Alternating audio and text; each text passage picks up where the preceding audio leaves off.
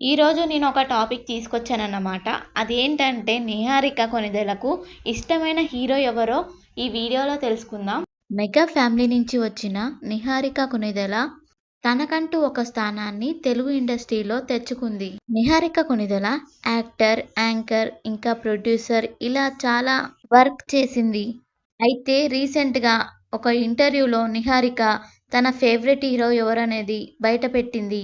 ప్రస్తుతానికి ప్రొడ్యూసర్‌గా 'కమిటీ కుర్రాలు' అనే సినిమాను నిర్మించింది. పూర్తిస్థాయి పల్లెటూరు స్టోరీతో రాబోతున్న ఈ చిత్రం ఆగస్టు 9న తేదీన విడుదల కాబోతుంది. దీంతో నిహారిక ఇప్పుడు ఈ సినిమాకు ప్రమోషన్‌లో ఎక్కువగా కనిపిస్తుంది. ప్రమోషన్‌లో భాగంగా నిహారిక ఒక ఇంటర్వ్యూలో పాల్గొంది. అయితే యాంకర్ అడిగిన క్వెషన్ ఏంటంటే, మీ ఫ్యామిలీలో కాకుండా టాలీవుడ్‌లో ఏ హీరోతో సినిమా చేయాలనుకున్నారు? ఎన్టీఆర్, మహేష్ బాబు, ప్రభాస్ ఇలా 3 ఆప్షన్స్ అయితే ఇచ్చింది యాంకర్.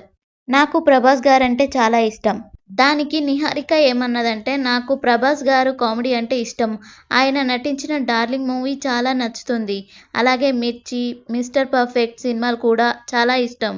ఒకవేళ అలాంటి సినిమాలు చేసి నాకు అవకాశం ఇస్తే ఖచ్చితంగా నటిస్తాను అని చెప్పింది.